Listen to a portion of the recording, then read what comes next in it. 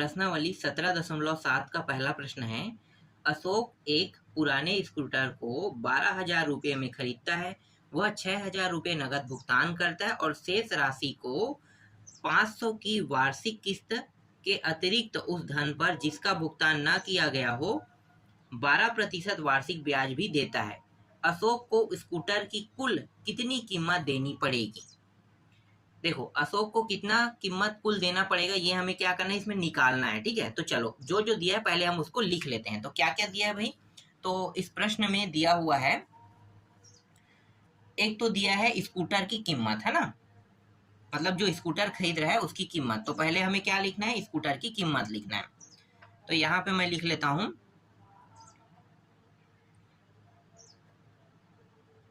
हल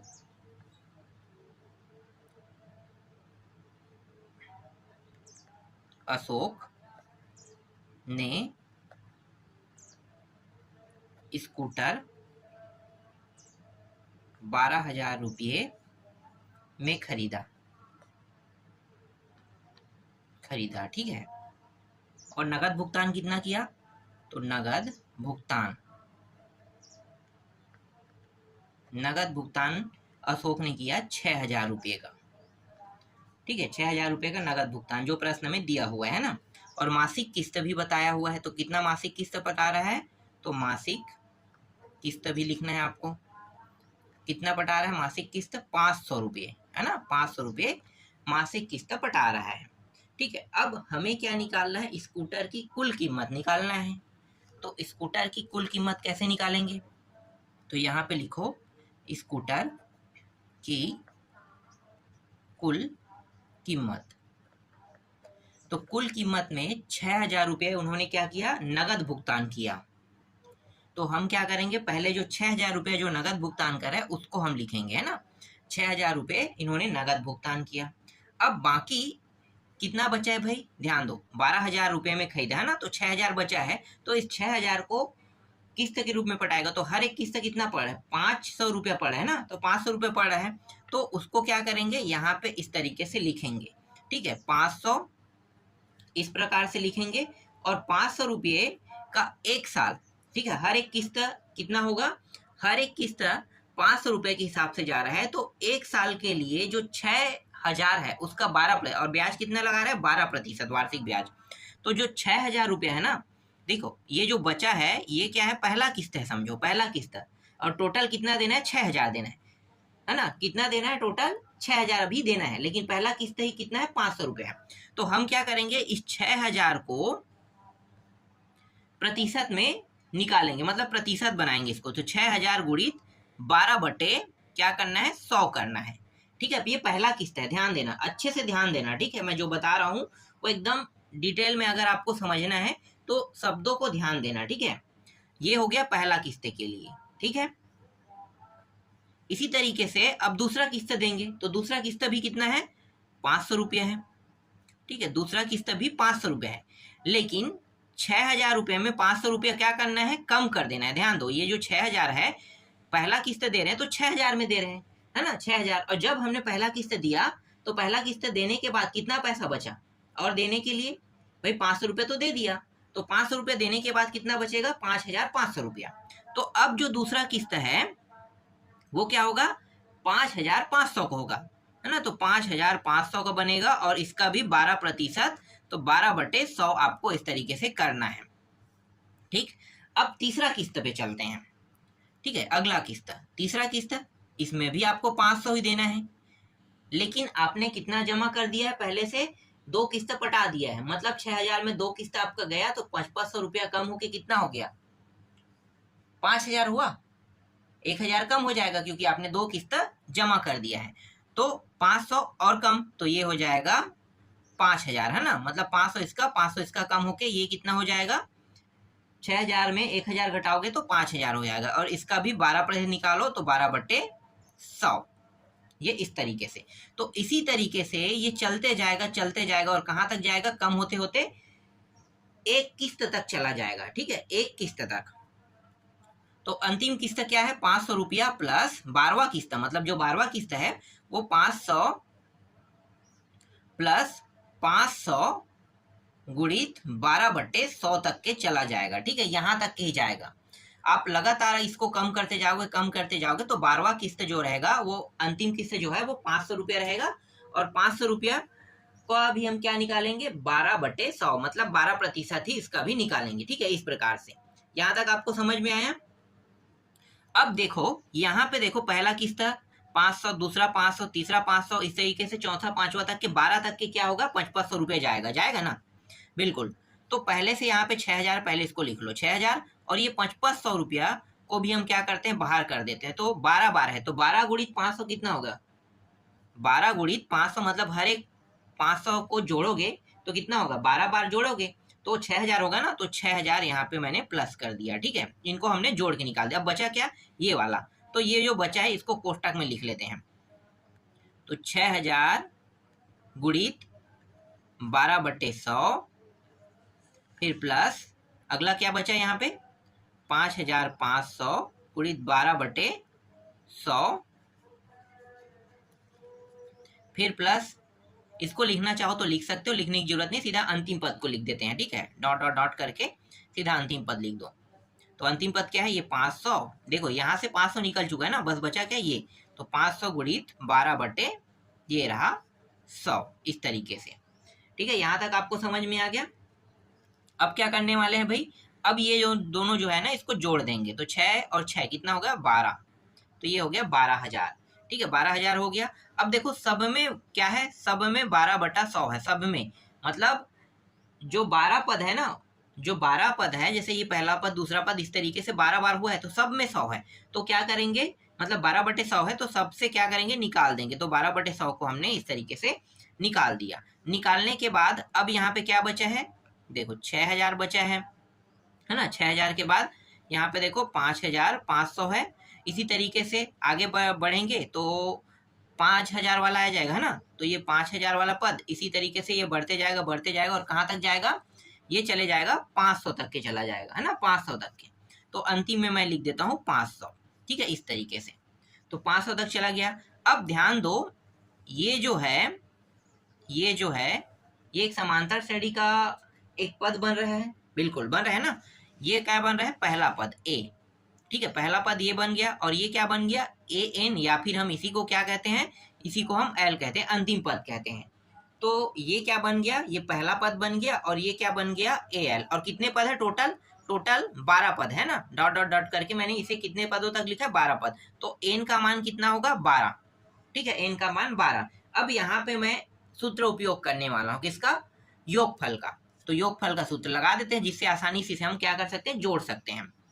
तो आगे हल करेंगे 12,000 12/100, और योगफल का सूत्र लगाते हैं। तो योगफल का सूत्र क्या होता है, n/2 a प्लस एल। ठीक है, a प्लस एल। तो देखो a का मान हमारे पास है, l का मान है, और n का मान भी है। तो बस मानों को रखना है हमें यहाँ पे।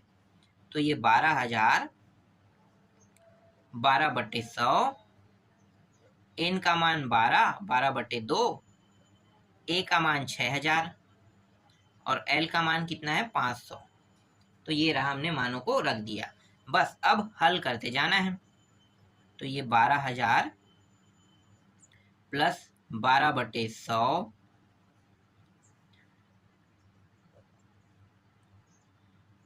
और ये रहा 12/, इसको चाहो तो आप यहीं पे कटा सकते हो, कटा देते हैं। ठीक है, तो ये 6 हो जाएगा।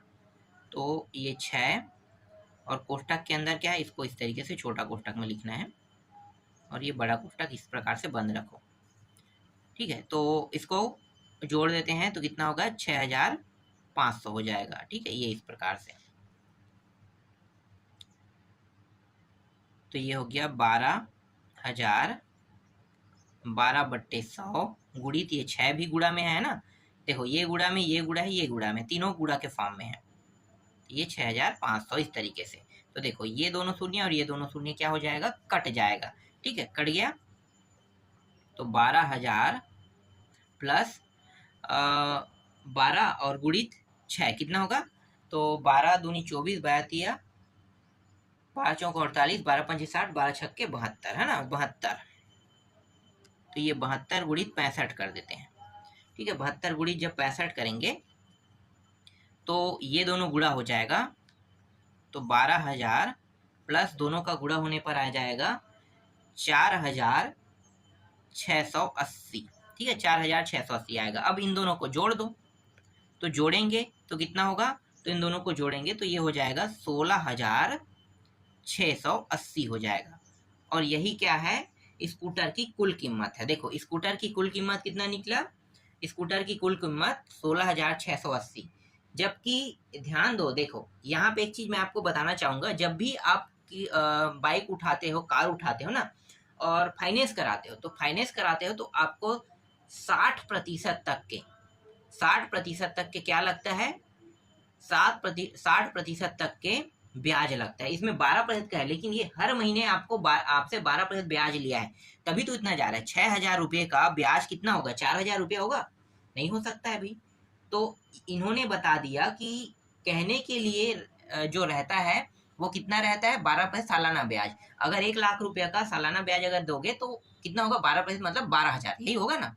लेकिन उसी 1,00,000 का अगर ये नियम के थ्रू अगर आप पैसा जमा करते हो या देते हो, तो उस 1,00,000 का ब्याज 1 साल का कितना होगा पता है, 60,000।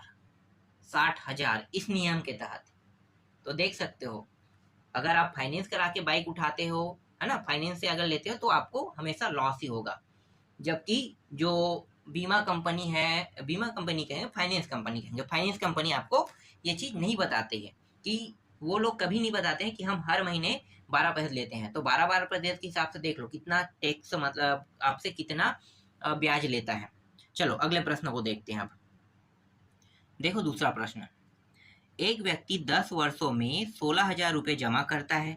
प्रथम वर्ष के पश्चात प्रत्येक वर्षों में 100 रुपये अधिक जमा करता है।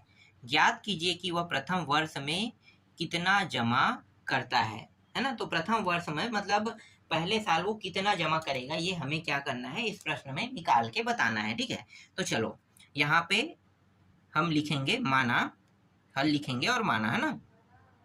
हल माना व्यक्ति पहले साल में x रुपये जमा करता है। व्यक्ति पहले साल में x रुपये जमा करता है। ठीक है, x रुपये जमा करता है। उसके बाद वो हर प्रत्येक साल में कितना बढ़ाता है, 100 रुपये, है ना, अधिक बढ़ाता है। तो उसको अगर आप लिखना चाहो तो लिख सकते हो, नहीं लिखना चाहो तो आप डायरेक्ट इसको बता सकते हो। ठीक है, तो ये x को हम मानेंगे क्योंकि हमारे पास कोई मान तो नहीं दिया है एग्जैक्ट मान की पहले वर्ष में कितना वो जमा कर रहा है ना, वही चीज तो हमें निकालना है। तो हम क्या करेंगे, इसको हम x को मान लेते हैं। ठीक है, मतलब x मान लेते हैं।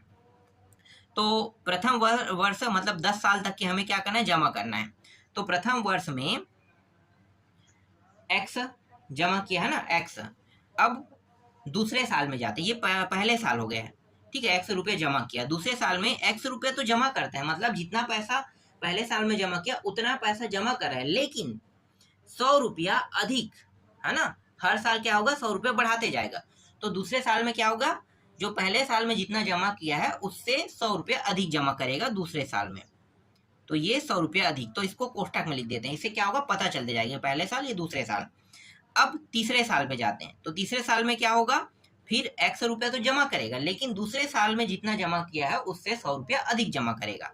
तो इसका कहने का मतलब क्या है कि ये 200 रुपया हो जाएगा। देखो 100 से 200 हो गया। ठीक है, इसके बाद चौथे साल में जाओगे तो चौथे साल में क्या होगा, फिर 100 रुपया अधिक जमा करेगा। तो x प्लस इस साल से 100 रुपया अधिक, मतलब 200 से कितना हो जाएगा, 300, इस तरीके से। ठीक है, इसी तरीके से पूरा 10 वर्ष तक की ये करेगा। तो चलो मैं पूरा 10 तक के लिख देता हूँ। ठीक है, इतना बड़ा, इतना ये लंबा चौड़ा तो नहीं है, छोटा है, इसलिए इसको आसानी से लिखा जा सकता है। तो ये पहला, दूसरा, तीसरा, चौथा साल हो गया। पांचवा साल देखो तो x प्लस 400 हो जाएगा। ठीक है, x प्लस 500 हो जाएगा, फिर x प्लस 600 हो जाएगा, है ना। 10 साल तक के जमा करेंगे, x प्लस 700 हो गया, फिर x plus 800 plus x plus 900, ठीक है। 10 साल तक के हो गया ये जमा, देख लो 1 2 3 4 5 6 7 8 9 10 हो गया 10, ठीक है। अब बराबर में यहाँ पे हम लिख देते हैं कितना राशि टोटल जमा कर रहे हैं। टोटल जो राशि जमा कर रहे हैं 16,500 है ना, जो प्रश्न में दिया हुआ था 16,500 रुपये, ठीक है। तो कुल राशि 16,500 रुपये जमा कर रहे हैं इन 10 वर्षों में, ठीक है। तो 10 वर्षों में किस प्रकार से जमा किया और कैसे जमा हुआ यहाँ पे ये बता दिया, ठीक है, बन गया, ठीक है। अब देखो यहाँ भी x यहाँ भी x, मतलब पूरा 10 में x दिया हुआ है, तो क्या करेंगे इस x को जोड़ते हुए निकाल लेते हैं। तो ये कितने बार है, 10 बार है, तो 10x होगा। तो यहाँ पे मैं लिख लेता हूँ 10x प्लस, अब बचा क्या है 100 200 300 है ना, तो ये जो 100 वाला है इसको लिख लेते हैं 100 से, इस तरीके 100 प्लस 200, ठीक है। इस तरीके से ये कहाँ तक जाएगा, 900 तक के जाएगा, ठीक है। 900 तक के ले जाते हैं और यहाँ पे कितना है 16,500 रुपया, ठीक है, 16,500 रुपया। फिर 10x प्लस ये पहला पद, ठीक है, और 900 मतलब 9 तक के जाएगा, 1 से लेके 9 तक के, है ना, 9 तक के जा रहा है। तो इसे हम क्या कहेंगे, इसे हम a कहेंगे और इसे हम क्या कहेंगे l या फिर an कहेंगे ना। और कितने पद हो गए, ये 1 से लेके कहाँ तक जा रहे हैं, 9 तक के जा रहे हैं, ठीक है। तो 9 तक जाएगा मतलब n का मान कितना रहेगा, 9 रहेगा, ठीक है। तो यहाँ पे अब क्या कर देते हैं, सूत्र लगा देते हैं। सूत्र क्या है, n/2 फिर a प्लस l, ठीक है, योगफल का सूत्र लगा देते हैं। तो ये सूत्र हो गया और ये जो है 16,500 रुपया। तो ये 10x प्लस n का मान 9/2, a का मान 100 और l का मान या an का मान कितना है 900, फिर 16,500 इस तरीके से लास्ट में फिर लिख देना है। तो 10x प्लस 9/2 गुणित इन दोनों को जोड़ते हैं तो कितना हो जाएगा, ये 1,000 हो जाएगा, फिर बराबर 16,500। ये निशान ये वाला रहेगा ना, क्योंकि यहाँ पे बराबर आया है, तो सभी में जो निशान है उसको बदल लेना, ठीक है। ये वाला रहेगा। तो ये 10x प्लस इसको काट देते हैं तो 500 बार जाएगा, तो 9 और 5 कितना होगा 45 है ना, तो 4500, तो 4,500, फिर 16,500 ये रहा। अब क्या करेंगे, इसको उस पर ले जाएंगे, तो 16,500 के साइड में जाएगा तो ये क्या होगा, घटेगा ना, 4,500 इस साइड में, और इस साइड में क्या बचेगा, सिर्फ 10x बचेगा, तो घटा दो। तो ये 10x और घटाएंगे तो ये 0 0, ये भी 0 बन गया है ना, और ये 6 में 4 घटाओगे तो 2 और ये 12,000, ठीक है। तो 12,000 रहेगा, एक 0 यहाँ से काट दो, एक 0 यहाँ से काट दो, कितना होगा 1200। तो जो x का मान आया जो पहले साल में जो प्रथम किस्त जो जमा कर है ना, मतलब पहले साल में जो पैसा जमा कर रहे हैं वो कितना होगा, 12,000 रुपये होगा। तो यही क्या है, इस प्रश्न का उत्तर है। तो इसको इस प्रकार से क्या करना है, आपको बनाना था, ठीक है। तो बन गया ये पहला प्रश्न। चलो अगला प्रश्न देखते हैं अब। हाँ, और ये पहला प्रश्न नहीं, ये दूसरा प्रश्न है ना। इसके बाद जो अगला प्रश्न है उसको देखते हैं। देखो तीसरा प्रश्न, एक टीवी निर्माता कंपनी तीसरे वर्ष में 600 इकाई का और 7वें वर्ष में 700 इकाई का उत्पादन करती है। माना यहाँ उत्पादन प्रत्येक वर्ष एक अचर इकाई बढ़ता है, उत्पादन ज्ञात कीजिए। पहला प्रथम वर्ष में हमें ज्ञात करना है और दूसरा 10वें वर्ष में ज्ञात करना है, ठीक है। तो चलो हल करते हैं। तो हल मान लेते हैं, है ना, मानते क्या है कि जो टीवी, ठीक है, जो टीवी निर्माता कंपनी है, टीवी निर्माता कंपनी ने प्रथम वर्ष, ठीक है, टीवी निर्माता कंपनी ने प्रथम वर्ष में, ठीक है, टीवी निर्माता कंपनी ने प्रथम वर्ष में ए इकाई का उत्पादन किया,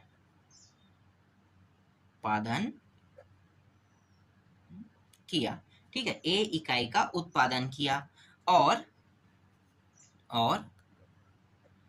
और उत्पादन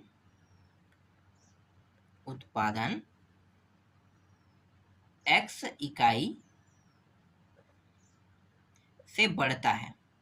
ठीक है, उत्पादन करता है a इकाई से और इसमें बढ़त भी हो रहा है, तो x इकाई से क्या हो रहा है, इसमें बढ़त हो रहा है। ठीक है, x इकाई से बढ़त हो रहा है, तो a इकाई से उत्पादन किया और x इकाई से इसका बढ़त है। ठीक है, तो मतलब ये प्रथम वर्ष का है।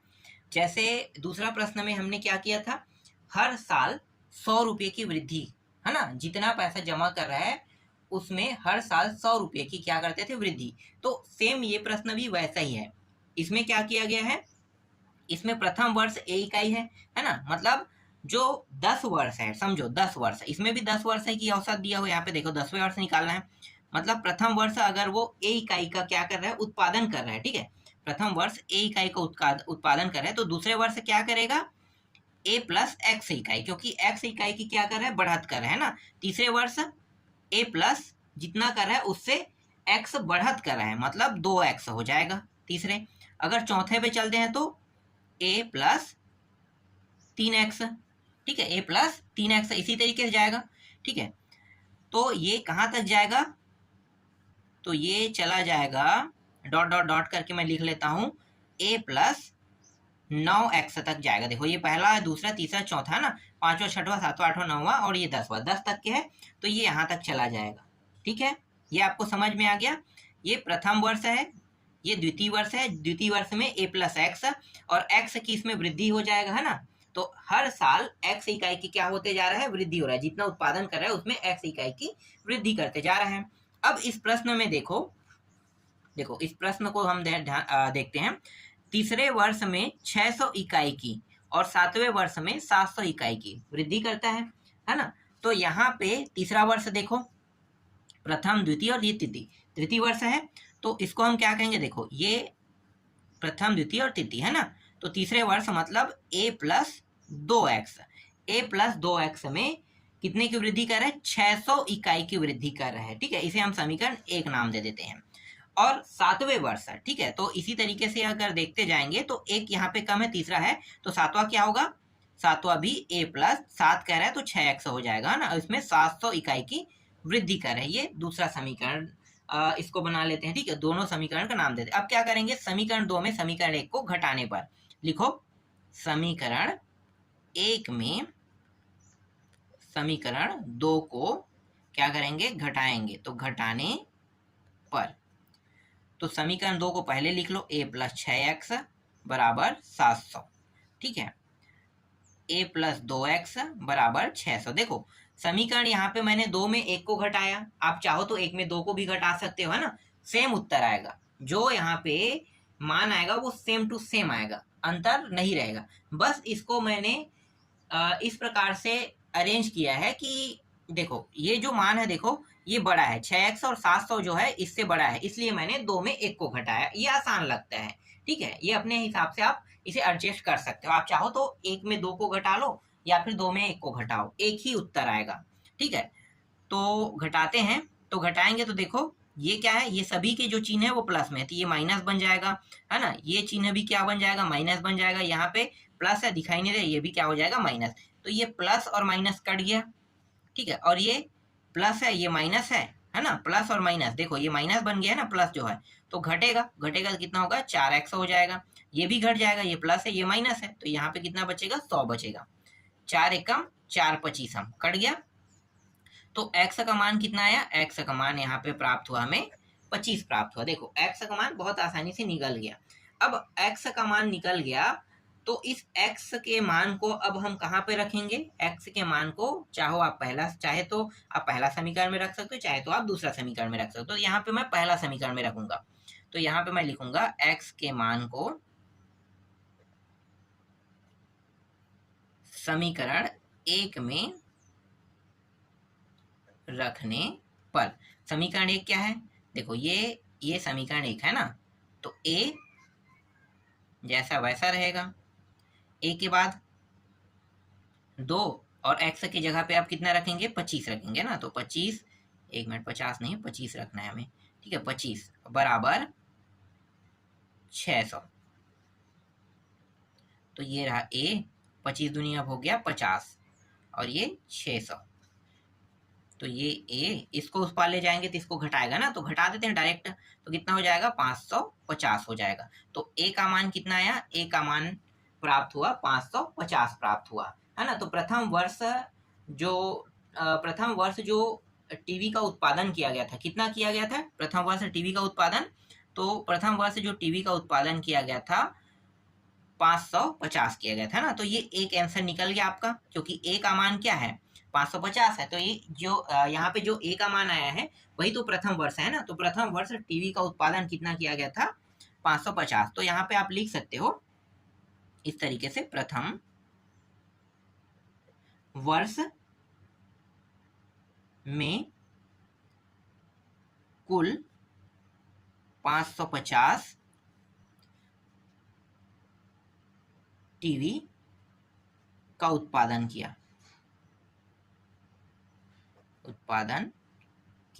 ठीक है। तो प्रथम वर्ष का निकल गया। अब 10वें वर्ष का निकालते हैं। तो दूसरा प्रश्न जो है उसको निकाल लेते हैं 10वें वर्ष में, है ना। यहाँ पे मैं लिख लेता हूँ 10वें वर्ष में। तो 10वें वर्ष में मतलब a प्लस 9x रहेगा ना, a प्लस 9x, है ना। तो a प्लस 9x, ये a10 है ना, a प्लस 9x।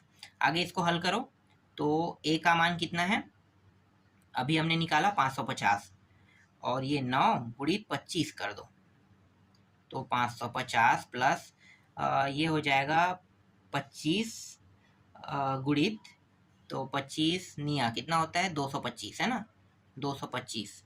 अब इन दोनों को जोड़ दो, तो ये 5, ये 7 और ये 7, तो 775। तो उत्तर क्या हो जाएगा, तो यहाँ पे आपको लिख लेना है 10वें वर्ष 775 टीवी का उत्पादन किया। तो इस तरीके से आपका तीसरा प्रश्न भी पूरा कंप्लीट हो गया। इसके बाद नेक्स्ट प्रश्न को देखेंगे अगले वीडियो में।